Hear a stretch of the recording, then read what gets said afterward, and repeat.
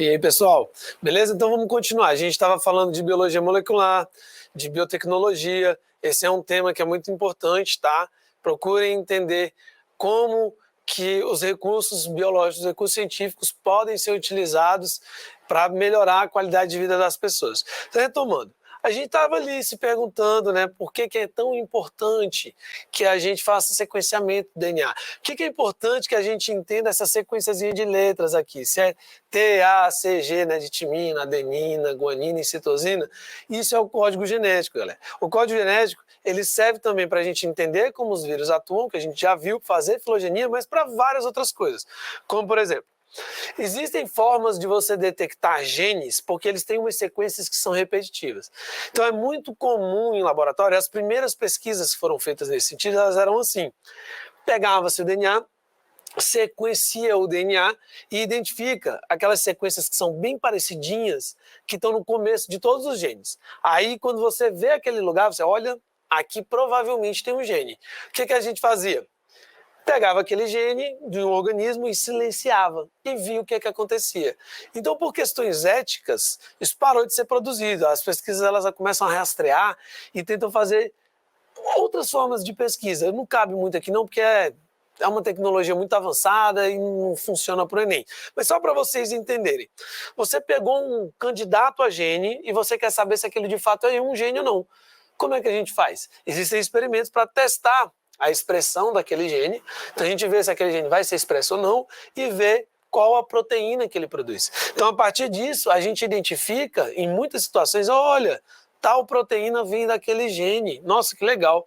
Então assim, a partir disso você consegue produzir proteínas com organismos transgênicos, né? Clonagem em células-tronco. Pessoal, isso aqui é tecnologia de ponta, tá? Hoje ainda tem muita pesquisa. Ficou muito famoso nos anos 90 por causa da clonagem da ovelha Dolly. Não sei se vocês são muito jovens, não devem ter ouvido falar disso, mas houve uma clonagem de uma ovelha que foi feita e essa ovelha nasceu, sobreviveu por muito pouco tempo e a partir daí começou a ter um monte de questionamento ético.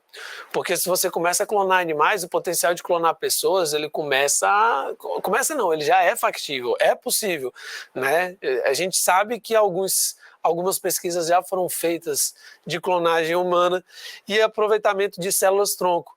A gente pensa que assim, existem algumas pessoas que são mal intencionadas e elas tentam fazer pesquisas, mas às vezes acontecem alguns acidentes, né? Você vê muito filme apocalíptico, são cientistas bem intencionados e as pesquisas deles acabam dando errado.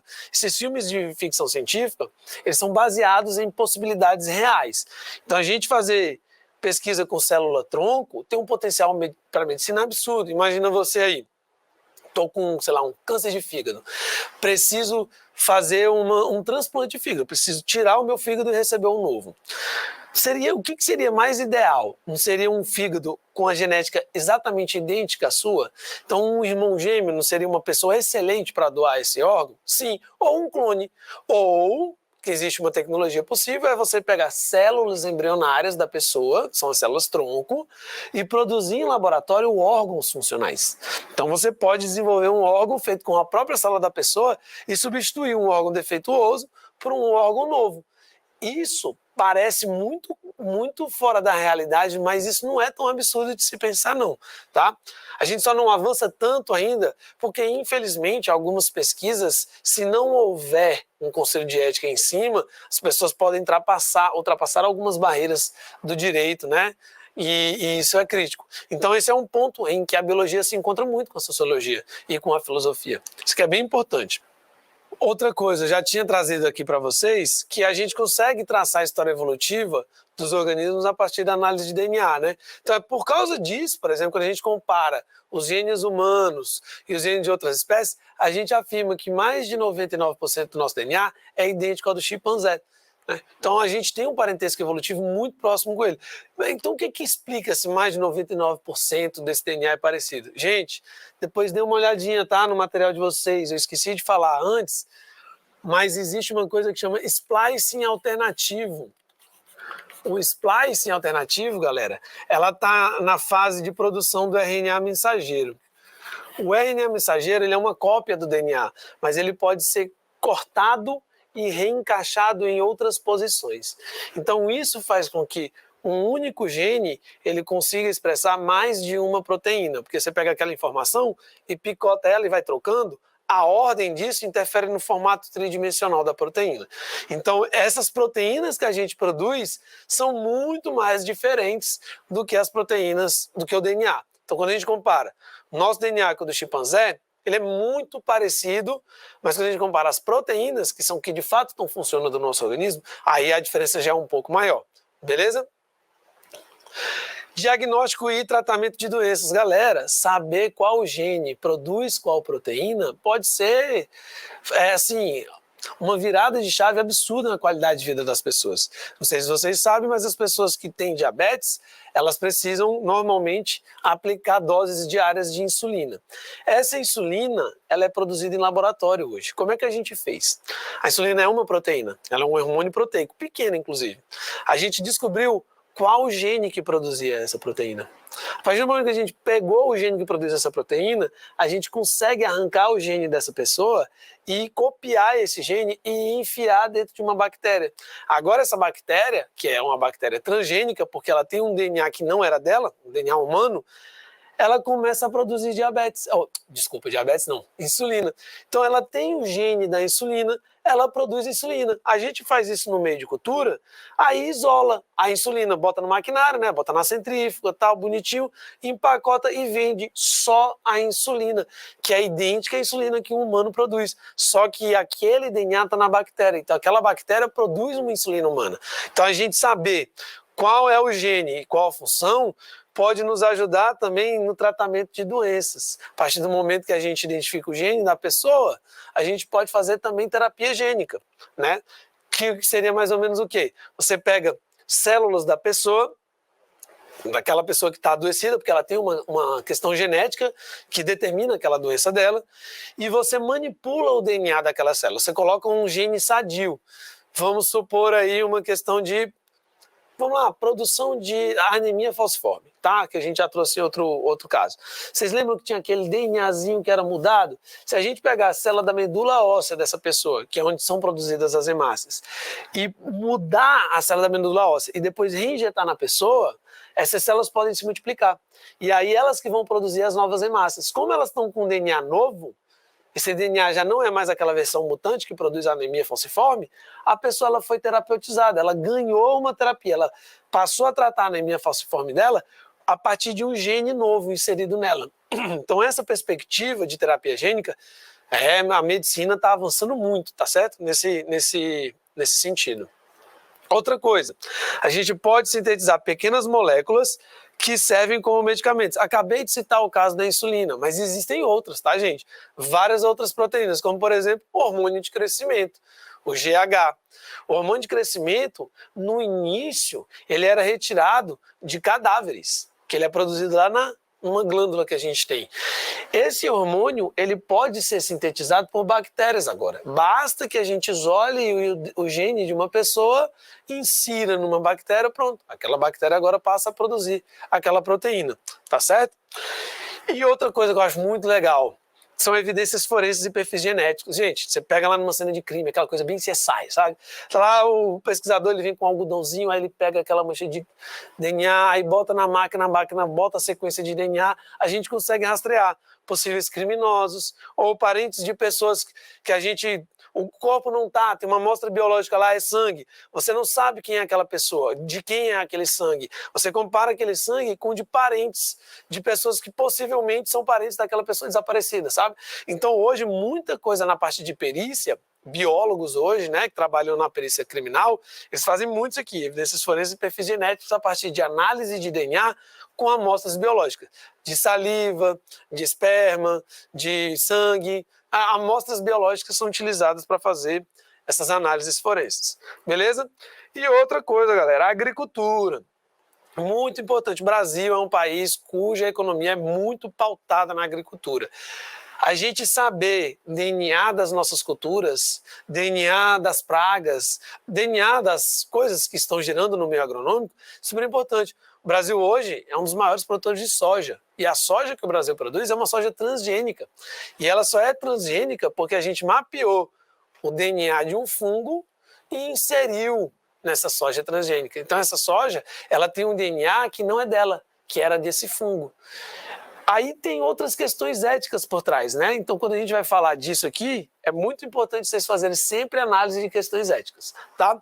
Por exemplo, a gente não sabe ainda ao certo qual é o efeito desse DNA, desse fungo que hoje está na soja, no nosso corpo. Isso aí, por isso que existe hoje um grande debate em cima de organismos transgênicos, tá, pessoal? Porque imagine aí, você está comendo uma laranja transgênica. A gente passou anos, evolutivamente, acompanhando a laranja, inclusive domesticando ela, para que a gente consumisse. Aí, de repente, um cientista resolve botar um gene de um fungo lá. Você não comia esse fungo. Você não sabe qual é o efeito da produção daquele gene do fungo no seu corpo. Então, existe uma questão ética muito importante, e aí esse debate é extenso, e sugiro que vocês também se apropriem disso, até porque tem impacto na sua saúde, tá certo? Vamos lá para a questão 110 do Enem de 2020, a primeira aplicação do Caderno Amarelo. Instituições acadêmicas e de pesquisa no mundo estão inserindo genes em genomas de plantas que possam codificar produtos de interesse farmacológico. Olha o que eu acabei de explicar. Inserção de genes em genomas. Acabamos de dar alguns exemplos aqui, né? No Brasil, está sendo desenvolvida uma variedade de soja com viricida ou microbicida capaz de prevenir a contaminação pelo vírus causador da AIDS. Olha que legal. Então o pessoal está desenvolvendo uma variedade de soja capaz de combater a AIDS. Nossa, cara, que loucura, né? Então você tem a semente de soja utilizada no combate à AIDS. Muito bacana. Essa leguminosa, então, ela está sendo induzida a produzir uma enzima, que é chamada de cianovirina N, que tem eficiência comprovada contra o vírus. Então vejam bem, a soja, ela não produz essa proteína, mas foi inserido nela um gene que vai fazer com que ela produza essa proteína. Então, a partir desse momento, as pessoas que consomem essa soja, elas podem estar em contato com essa proteína. Muito provavelmente, essa proteína vai ser digerida. Então, como é que essa soja vai ser utilizada no combate à AIDS? Não é pelo consumo, tá, gente? A soja produz a proteína, a gente pega dentro das células dessa soja, a gente vai fazer toda centrifuga, bota no maquinário, isola, e aí pega só a proteína e vende farmacologicamente, da mesma forma que eu expliquei para vocês aqui como é feita com a insulina, tá? Então vamos lá. A técnica para gerar essa leguminosa é um exemplo de alternativas: hibridismo, transgenia, conjugação, terapia gênica ou melhoramento genético. A gente falou sobre isso tudo agora, eu vou passar um pouquinho mais rápido, mas qualquer coisa vocês dão uma pausa no vídeo, voltam um pouquinho para pegar as explicações, beleza? Vamos testar todas as alternativas. A gente já sabe que é transgenia. Expliquei aqui, né? A gente já gastou muito tempo. Seria gene em outro genoma, que não pertencia àquele organismo, isso é definição de transgênico. Mas vamos falar sobre hibridismo, que também cai muito em provas de vestibular. O hibridismo mais clássico que a gente tem nos livros e nas aulas é exatamente o caso da mula e do burro, porque de burro não tem muita coisa não, tem muito mais gente aí que eu vou te contar, viu? Burro é um animal muito inteligente nesse passagem. Esses animais, pessoal, eles são fruto de um cruzamento de duas espécies diferentes, que é a égua com o jumento. Então aqui eu não lembro de cabeça, mas eu vou fazer um número hipotético, tá? Vamos supor que a égua ela tem 44 cromossomos e o jumento ele tem 46, certo? A gente sabe aqui que naquela coisa da meiose, eu vou explicar melhor para vocês no próximo módulo, nas divisões celulares, isso faz com que os gametas sejam produzidos com quantidade de cromossomos diferentes, mas não impede que eles se fecundem, porque são espécies que são muito próximas evolutivamente. O problema é que quando ele se desenvolve, normalmente esse organismo ele é estéril. Isso a gente chama de hibridismo. A hibridização é a mistura. Você tem uma espécie, tem outra espécie, mistura elas duas, gera um outro organismo. Isso aqui nos animais não é tão comum, mas acontece. A gente tem relatos aí, se vocês procurarem na internet, do ligre, que pegaram um tigre e um leão em cativeiro, eles acabaram copulando e gerou um organismo vivo. Na natureza eles não vão se encontrar, né, gente? O tigre está em um continente, tem um oceano dividindo aí os tigres dos leões. Então, essas hibridizações normalmente não acontecem na natureza, tem interferência nossa, né? Tem interferência humana. Já esse tipo de hibridização é muito mais comum. Em plantas, a gente encontra bem naturalmente, tá? A hibridização. As pessoas utilizam muito conhecimento disso. Quem é orquidófilo, né? Quem cria orquídea, hoje o que mais tem aí são variedades de orquídeas que são hibridizadas. A pessoa vem que nem o Mendel, ela pega um pincelzinho, pega o grão de pólen de uma, coloca na outra e vê se dá semente. Que é a baunilha, não sei se vocês conhecem, mas a baunilha é o fruto da orquídea. Então, produz-se muitas variedades de orquídea hoje por hibridização. É uma técnica que a gente usa há muito tempo. Uva de vinho, alimentos. A gente usa isso há muito tempo, antes mesmo de entender o que é gene, o que é DNA. Tá? Outros exemplos aqui, né, de hibridização. Plantas ornamentais, gente. A gente usa muito hibridização em plantas ornamentais. Como eu tinha falado para vocês, o Ligre, né, trouxe uma imagem dele, e um cruzamento aqui de zebra com outro equino, que também foi feito em cativeiro. Né? Esses bichos eles não vão surgir naturalmente, é muito incomum, tá? Em plantas é mais comum. Beleza? Então vamos lá. Transgenia. Trouxe uma imagem da Embrapa, que é explicando exatamente essa pesquisa. A gente já gabaritou, mas eu trouxe para explicar. Então vamos lá. A gente tem essa cianobactéria, que ela tem o gene que é capaz de produzir aquela cianovirina N. Esse gene ele é isolado, então a gente pega o gene dessa bactéria, tudinho, pega só aquela parte que interessa para a gente e bota numa máquina que multiplica esse DNA. Então vai ter uma amplificação do DNA que é absurda. Você tinha uma fita, aí vira 2, vira 4, vira 8.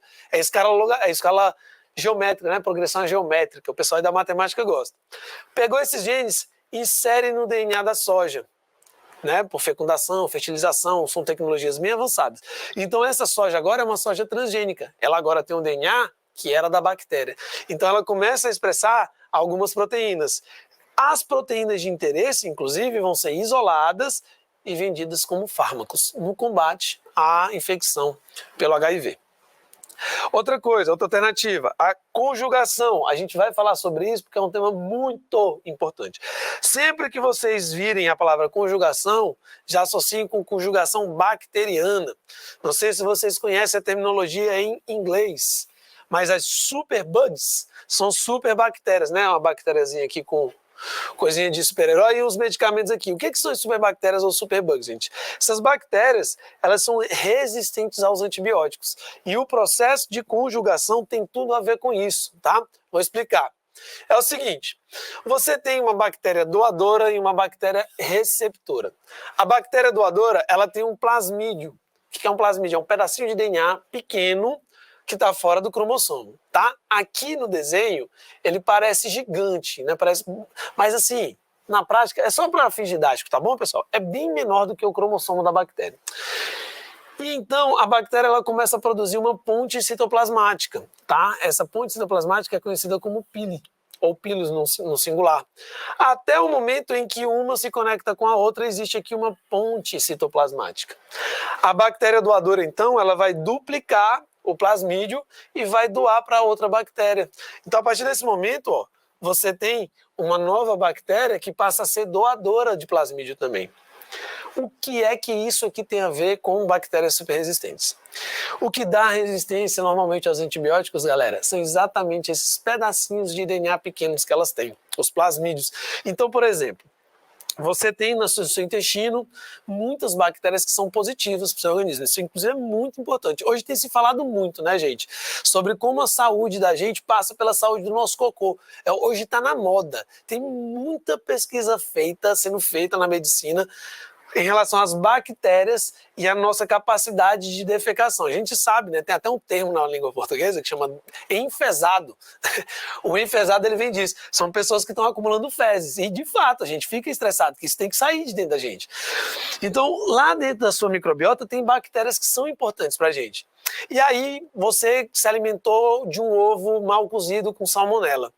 O que a salmonela faz? Ela se multiplica, ela vai causar um impacto muito negativo no seu intestino e você vai ter uma diarreia. Aí você vai lá e toma um antibiótico. Ah, vou tomar um antibiótico para matar logo essa salmonela e tal, e é isso. Aí você toma esse antibiótico de maneira inadequada. O que acontece? Se essa salmonela ela não era resistente ao antibiótico, como você tomou pouco antibiótico, esse antibiótico não chegou a matar ela, ela sobreviveu porque o antibiótico foi mal conduzido por você. Existe outra bactéria lá dentro do seu intestino, que pode ser inclusive benéfica para você, mas ela tem um plasmídio que é resistente ao antibiótico. Aí ela pode doar esse plasmídio para outra bactéria. Então essa bactéria que causa doença, ela passa a ser resistente. E aí todas as outras também, então não adianta mais tomar aquele antibiótico. Por isso, galera, que hoje no Brasil a legislação ela é tão ferrenha em relação a isso. A gente sabe que, infelizmente, algumas pessoas acham isso besteira, mas não é. O uso de antibiótico, ele tem que ser muito bem feito, porque senão, se você usar mal antibiótico, você começa a selecionar linhagens de bactérias em você que são resistentes. E aí, numa próxima infecção que você tiver, não adianta mais aquele antibiótico.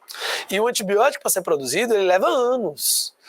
Anos para descobrir uma molécula hoje. Quando é que ela vai entrar no mercado para você usar? Daqui 10 anos, 15 anos, pelo menos.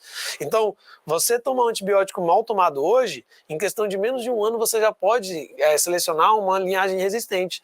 E esse antibiótico, que pode ser a sua solução, ele só vai ser produzido daqui a 10 anos. Então, muito importante, viu? Consciência na hora de consumir os antibióticos. Terapia gênica, galera. Terapia gênica é usada utilizando vírus como vetor. Olha que legal.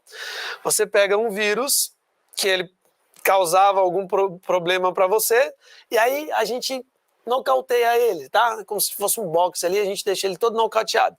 E aí insere um gene nele, que é o que a gente quer. Esse vírus ele vai servir como vetor. O que é um vetor? Ele é um transmissor de DNA.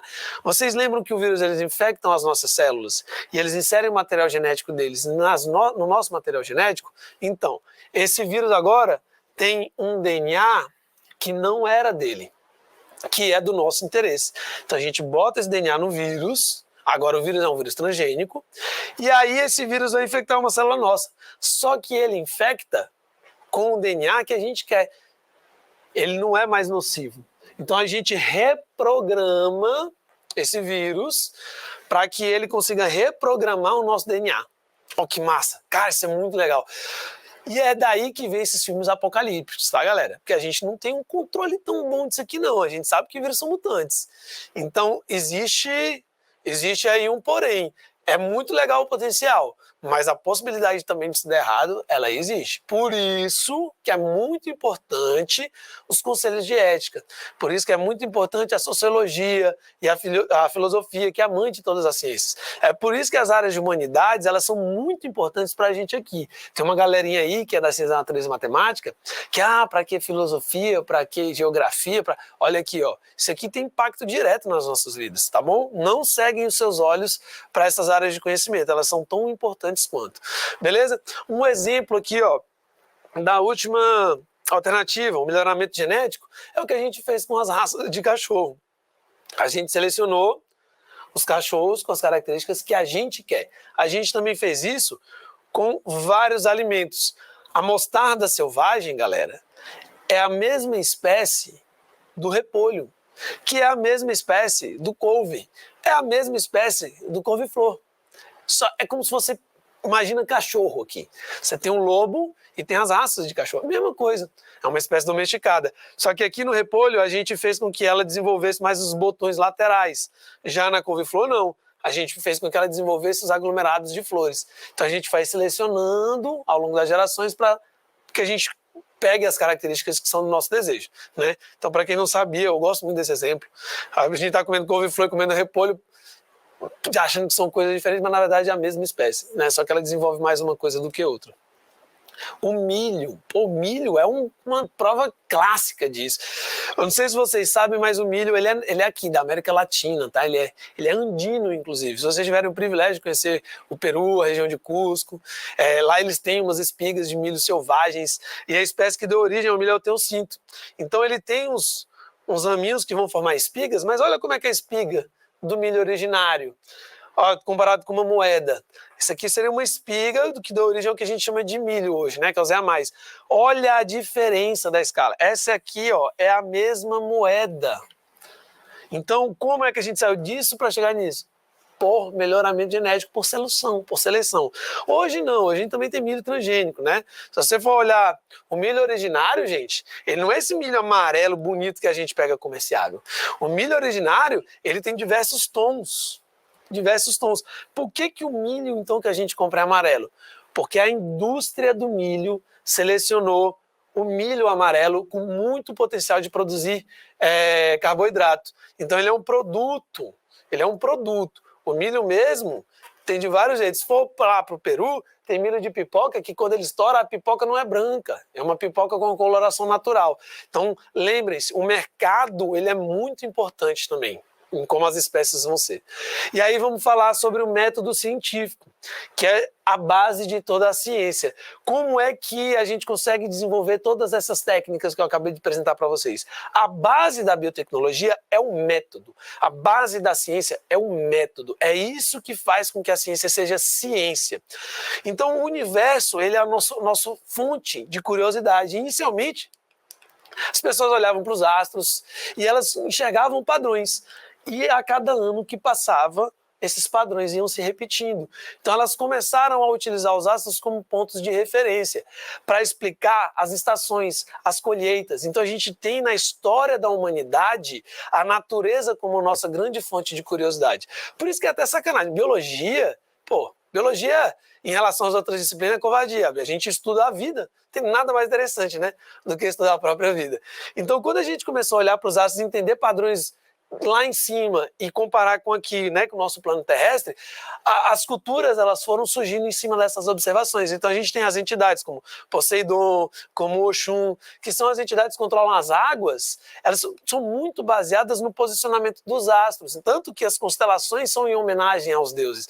Porque o movimento de rotação e de translação faz com que as marés aumentem ou mudem, com que as estações do ano mudem. Então, quando a gente ainda não tinha um poder científico de explicação, a gente acabava utilizando das mitologias, né? Seja ela de origem greco-romana, ou cristã, ou de matriz africana, ou de Odin, enfim. Todas as culturas elas têm esse elo em comum. O que a ciência faz? A ciência ela expande essa região de conhecimento. A ciência ela vai para o que não está conhecido. A gente não se conforta com o que a gente sabe, a gente quer sempre mais. Então a gente tem aqui a fronteira do conhecimento, vamos ultrapassar ela. Só que para a gente ultrapassar ela de maneira organizada, desenvolveu-se o método científico. Então vamos falar sobre as etapas do método científico. Isso é bem importante, tá? Primeira etapa, a observação. Então a pessoa, o cientista, ela vai observar aquilo que está ao redor dela. Aquilo vai mexer com ela de alguma forma. Ela vai, caramba, né, tem alguma coisa que está me chamando a atenção.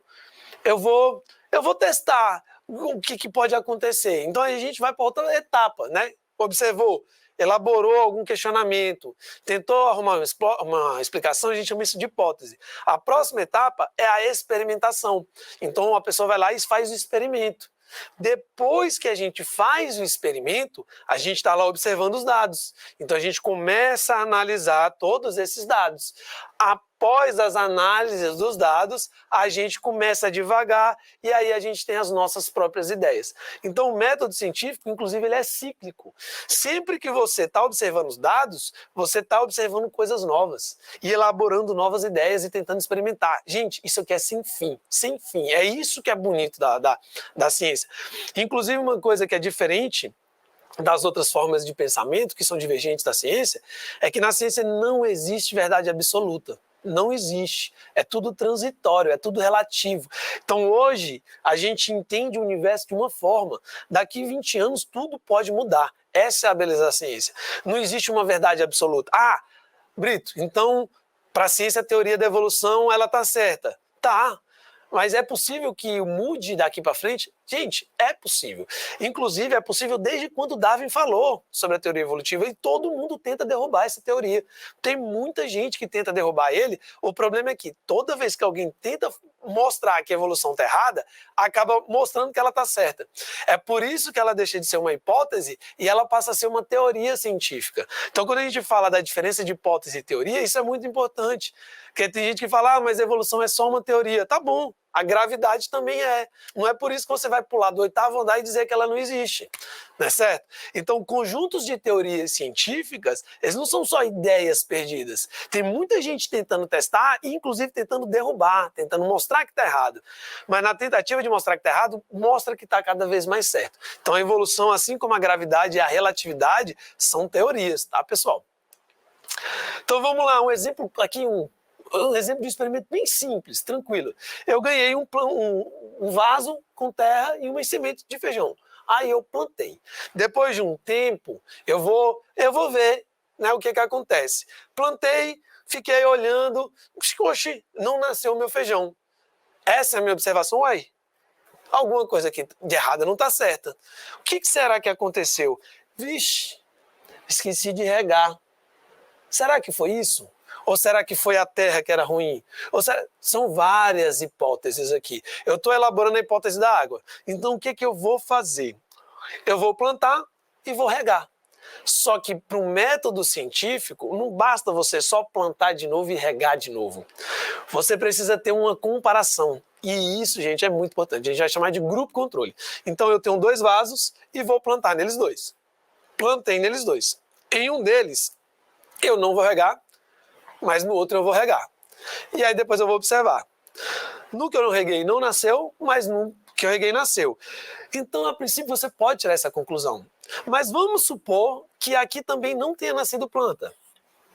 Você já sabe dizer que não foi a água que interferiu, deve ter outro fator. E aí você vai fazendo outro experimento. E é assim que a ciência caminha, tá, gente? Então, normalmente, que é muito legal, tá? Eu, por exemplo, quando fiz pesquisa na graduação e na pós-graduação, no mestrado, a gente chega com uma pergunta, e aí no meio dos experimentos, no meio das análises, você vai assim, nossa, mas e isso? E aí você sai com 30 perguntas. Você chega com uma, quando consegue responder essa pergunta, massa, e aí sai com mais 30. E isso é que é muito legal. Você vai pesquisando e a curiosidade, ela sempre vai te levando a um lugar novo, certo? Inclusive, as pandemias, as quarentenas, elas foram utilizadas por outras pessoas. Não sei se vocês conhecem pela referência aqui, né? Esse cidadão com esse cabelo de nobreza europeia debaixo de um banco e um pé de maçã aqui. Quem é que teve a maçã cair em cima da cabeça? Foi o Newton. Gente, o Newton, que é tido como uma das maiores referências do método científico, ele produziu a grande parte da teoria gravitacional numa pandemia, numa quarentena, quando ele estava isolado. Aí ele foi muito produtivo. A gente teve gente privilegiada que conseguiu produzir muita coisa, né? Então vamos lá, para a última questão aqui da nossa aula e a gente resolver, tá certo? Item 4. É sobre método científico. Em uma aula de métodos físicos de controle do crescimento dos micro-organismos, foi realizada uma experiência para testar a ação do calor sobre 2 espécies bacterianas, a Escherichia coli e o Bacillus subtilis. Nesses ensaios, foram adicionadas 2 gotas de cultura pura de cada uma das espécies em tubos de ensaio contendo meio nutritivo previamente esterilizado. Ou seja, botamos lá num tubo de ensaio, pinguei aqui uma cultura de uma das bactérias e aqui a outra. Tem meio de cultura e vamos comparar. E aí a gente fez esses ensaios. No tubo 1, que é o tubo controle, lembra do tubo controle? Que é importante para a gente ter de comparação. Não houve nenhum tratamento. O controle é isso. Não está sendo experimentado. Ele é só a referência. Então esse aqui é o grupo controle. Tubo 1, grupo controle. Botou as 2 bactérias e não fez nenhum tratamento. No tubo 2, botou as bactérias e colocou em banho-maria por 5 minutos. A Escherichia coli cresceu e a Bacillus subtilis também cresceu. Depois botamos no outro tubo e fervemos por 20 minutos. A Escherichia coli já não cresce, mas a Bacillus subtilis, ela cresce. Ou seja, a partir de 20 minutos de fervura, a Escherichia coli já não sobrevive, mas a subtilis sim.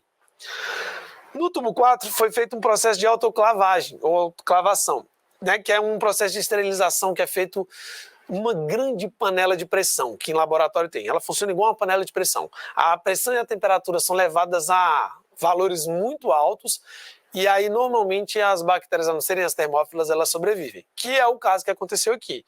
No tubo 4, depois de autoclavagem, ninguém cresce.